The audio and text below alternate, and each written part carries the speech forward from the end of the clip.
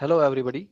तो आज हमें डिस्कस करना है जो नीट एग्जाम की कुछ प्रॉब्लम्स होती हैं, और आज से हम जो हमारा नीट एग्जाम की पुरानी प्रॉब्लम्स हैं, जो ओल्ड पेपर हैं, उससे संबंधित जो फिजिक्स की प्रॉब्लम्स हैं, वो आज से हम शुरू करने जा रहे हैं। तो इसमें कुछ अच्छी अच्छी प्रॉब्लम्स मैं डिस्कस करूंगा आप लोगों के साथ, और उनको कॉन्सेप्ट उनके मैं डिस्कस करूंगा एक एक प्रॉब्लम को लेकर के। बहुत सारे कुछ क्वेश्चन पेपर्स मेरे पास हैं जिसमें अच्छी अच्छी प्रॉब्लम्स हैं फिजिक्स के अंदर। तो उनको आज से हम शुरू कर रहे हैं। तो जिसमें पहला क्वेश्चन आज का है, जो फिजिक्स का है, नीट एग्जाम के जो तैयारी कर रहे हैं उनके लिए बहुत ही ये महत्वपूर्ण आगे सीरीज होने वाली है।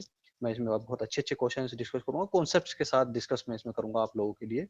और इसकी मैं एक एक फॉर्मूला कौन सा लगना है, कॉन्सेप्ट क्या लगना है, वो भी बताऊंगा, और उसका शॉर्ट तरीका क्या है। उस शॉर्ट तरीके के लिए आपको डायरेक्ट फॉर्मूला याद होना चाहिए, उससे भी ये प्रॉब्लम्स हो सकती है।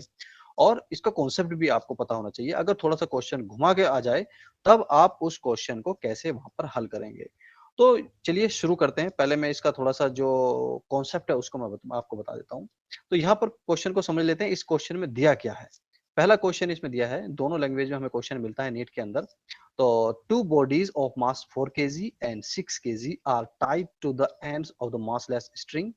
The string passes over a pulley which is frictionless. ये वर्ड यहाँ पर बहुत महत्वपूर्ण हो जाता है, जो कि इसने कहा है फ्रिक्शनलेस। तो यहाँ पर हमें फ्रिक्शन कंसीडर नहीं करना है, हमारे लिए बहुत आसान हो गया क्वेश्चन। और स्ट्रिंग जो है मासलेस स्ट्रिंग है, तो इसके स्ट्रिंग के मास को भी हमें कंसीडर नहीं करना नहीं पड़ेगा। तो और ये आसान हो जाती है। The acceleration of the system in terms of the acceleration due to gravity. जो हमारा स्मॉल जी है, एक्सेलरेशन ड्यू टू ग्रेविटी, इसमें सिस्टम का क्या एक्सेलरेशन होगा।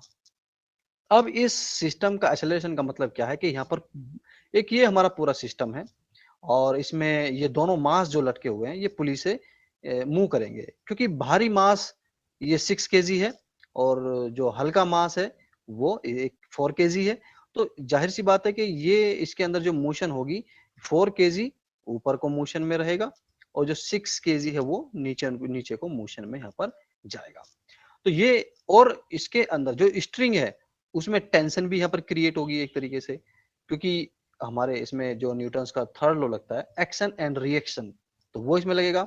और न्यूटन सेकंड लॉ लगेगा यहाँ पर, F equal to M A वाला। तो वो इसमें कॉन्सेप्ट हम यहाँ पर लगाकर चलेंगे।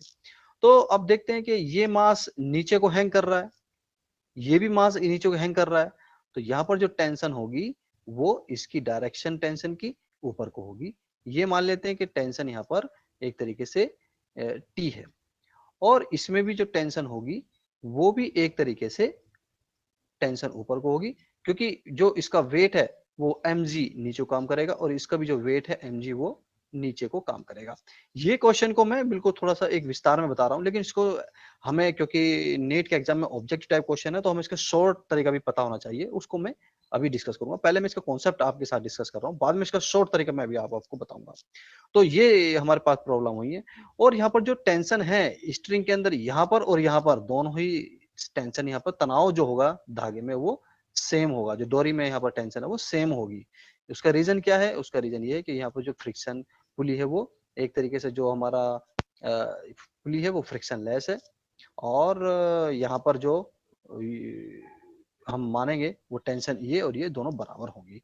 अब यहाँ पर अगर हम न्यूटन की जो सेकंड इक्वेशन अगर उसको हम लगाएं, तो देखते हैं कि यहाँ पर जो मोशन है और इसकी मोशन है वो अपोजिट डायरेक्शन में है। इसमें एक्सेलरेशन ऊपर को होगा, इसमें एक्सेलरेशन नीचे को होगा। तो नीचे को एक्सेलरेशन को अगर हम पॉजिटिव मान के चले, तो यहाँ पर क्योंकि बॉडी मोशन में नीचे को काम कर रही है, तो यहाँ पर हम लिखेंगे, और ये मास बड़ा है तो इसको हम कैपिटल एम मान लेते हैं। तो ये कैपिटल एम, यहाँ पर ये हुआ एम, ये एक तरीके से एम जी, ये जो भार इसका नीचे काम कर रहा है, और माइनस में यहाँ पर टेंशन टी ये लगेगी, जो ये वाली काम कर रही है ऊपर को। और क्योंकि मोशन डाउनवर्ड डायरेक्शन में हो रही है, इस वाले मास की हम बात कर रहे हैं, तो यहां पर क्योंकि F इक्वल टू एम में होता है, तो नेट फोर्स इस पे कितना काम किया, ये था mg माइनस टी। और अगर इसमें एक्सेलरेशन a है तो ma यहाँ पर ये आ जाता है। एक इक्वेशन ये बनी यहाँ पर, तो इसको हम फर्स्ट इक्वेशन मान लेते हैं। तो ये इक्वेशन यहाँ पर बनी है। अब देख लेते हैं दूसरी इक्वेशन इस मास के लिए, क्योंकि इसकी मोशन ऊपर की तरफ को है और टेंशन भी इसी डायरेक्शन में काम कर रही है। तो यहाँ पर क्या होगा, अब यहाँ पर क्योंकि ये दोनों सेम डायरेक्शन में है तो दोनों ऐड होंगे। एक तरीके से हम यहाँ पर देखें तो दोनों ये इसी डायरेक्शन में हो रहे हैं और ऐड हो रहे हैं, और मोशन भी किस अपोजिट डायरेक्शन में है, ऊपर वाली यहाँ पर डायरेक्शन में है। तो यहाँ पर हम ये कर सकते हैं, क्योंकि मोशन ऊपर को हो रही है तो t माइनस एम जी, तो t माइनस, इसमें स्मॉल m मान लेते हैं क्योंकि यहाँ पर ये छोटा मास है, एक स्मॉल मास यहाँ पर ये है, तो t माइनस, क्योंकि मोशन ऊपर को हो रही है तो यहाँ पर ये t और ये वाला mg तो नीचे को काम कर रहा है, तो यहाँ पर ये हो जाएगा। और एक्सेलरेशन तो सेम है, तो यहाँ पर स्मॉल m और यहाँ पर एक्सेलरेशन a, ये आ जाता है। ये यहाँ पर दूसरी इक्वेशन एक तरीके से आ गई। तो ये सेकेंड इक्वेशन यहाँ पर हो गई। अब इन दोनों इक्वेशन को हमें सोल्व करना पड़ता है, और जब इन दोनों इक्वेशन को हम हल करते हैं तो हमारे पास, अगर हमें ये पता है कि जब पुली फ्रिक्शन लेस हो और दोनों मास यहाँ पर फ्रीली लटके हुए हैं, एक ज्यादा है एक कम है, तो ये दोनों मोशन में आएंगे, फ्रिक्शन बीच में हमें काउंट नहीं करना है। तो ये वाली इक्वेशन यहाँ पर लगती है। तो इस दोनों इक्वेशन को हल करके जो उसने यही पूछा है कि सिस्टम का एक्सेलरेशन ज्ञात करो, त्वरण इसका ज्ञात करो, तो ए हमें यहाँ से इन दोनों इक्वेशन से फाइंड करना होता है। और जब इन दोनों इक्वेशन को हम सोल्व करेंगे यहाँ पर, तो हम देखेंगे कि यहाँ से जो ए आएगा वो ए यहाँ पर ये निकल के आएगा कि m माइनस इस capital M minus small m, और ब्रैकेट बंद कर देते हैं, यहाँ पर स्मॉल g ये आएगा, और नीचे कैपिटल M और माइनस स्मॉल m, और ये फॉर्म यहाँ प्लस, यहाँ पर जो साइन आएगा वो पॉजिटिव आएगा, ऊपर माइनस नीचे पॉजिटिव। तो ये यहाँ से एक्सेलरेशन निकल के आता है। तो अगर हमें ये प्रॉब्लम पता है, इस तरह की प्रॉब्लम अगर हमने पहले से कर रखी है, तो हमें सीधा ये फॉर्मूला दिमाग में रहना चाहिए। हम ये डेरिवेशन नहीं करेंगे जब वहां पर हम करने बैठेंगे, ये कॉन्सेप्ट तो हमें पहले से क्लियर होना चाहिए।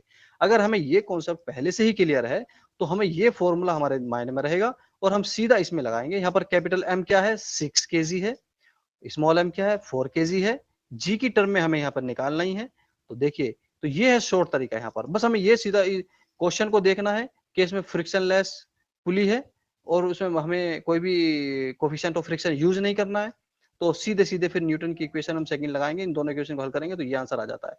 तो हमें इतना काम नहीं करना, सीधा ये फॉर्मूला अप्लाई करना है, और ये भी फॉर्मूला हमें लिखना नहीं है, सीधा दिमाग में हल कर देना। m माइनस एम, मतलब 6 माइनस 4 कितना आ गया 2, नीचे कितना आ गया 4 प्लस 10 आ गया, 2/10 यानी कि 1/5, यानी कि g/5 आंसर इसका आ गया।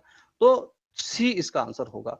तो अगर इसको हम हल करेंगे यहाँ से तो देखते हैं कि यहाँ पर जो g तो ऊपर आएगा ही और नीचे ये 2/10 हो जाएगा, तो यहाँ पर ये 5 आ जाएगा।